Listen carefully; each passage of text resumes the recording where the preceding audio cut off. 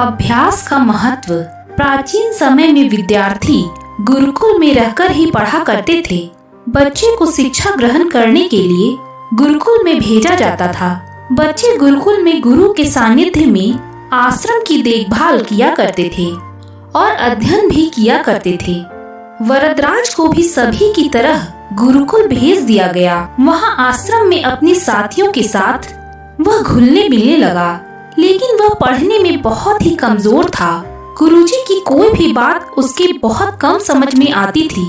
इस कारण सभी के बीच वह उपहास का कारण बनता था। उसके सारे साथी अगली कक्षा में चले गए, लेकिन वो आगे नहीं बढ़ पाया।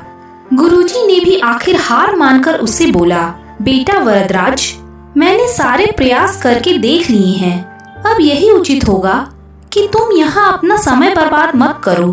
अपने घर चले जाओ और घर वालों की काम में मदद करो।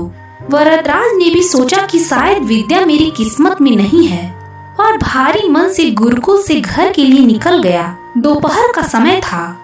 रास्ते में उसे प्यास लगने लगी। इधर उधर देखने पर उसने पाया कि थोड़ी दूर पर ही कुछ महिलाएं कुएं से पानी भर रही थी। वह कुएं के पास गया। वहाँ पत्थरों पर रस्सी के आने जाने से निशान बने हुए थे। तो उसने महिलाओं से पूछा, यह निशान आपने कैसे बनाए? तो एक महिला ने जवाब दिया, बेटे, यह निशान हमने नहीं बनाए।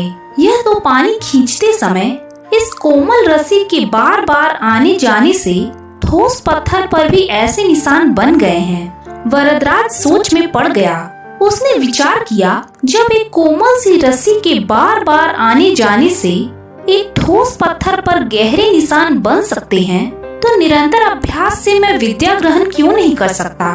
वरदराज ढेर सारे उपहास के साथ वापस गुरुकुल आया और अथक कड़ी मेहनत की। गुरुजी ने भी खुश होकर भरपूर सहयोग किया। कुछ ही सालों बाद यही मंदबुद्धि बालक वरदराज आगे चलकर संस्कृत व्याकरण का महान विद्वान बना, जिसने लघु सिद्धांत कौमुदी, मध्य सिद्धांत कौमुदी, सार सिद्धांत कौमुदी, गीर्वाण पद मंजरी की रचना की। तो दोस्तों, इस कहानी से हमें यही शिक्षा मिलती है कि अभ्यास की शक्ति का तो कहना ही क्या है। यह आपके हर सपने को पूरा करेगी।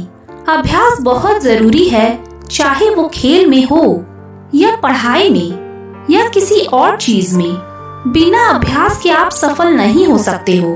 अगर आप बिना अभ्यास के केवल किस्मत के भरोसे बैठे रहोगे, तो आखिर में आपको पछतावे के सिवा और कुछ हाथ नहीं लगेगा। इसीलिए अभ्यास के साथ धैर्य, परिश्रम और लगन रखकर आप अपनी मंजिल को पाने के लिए जुट जाएं।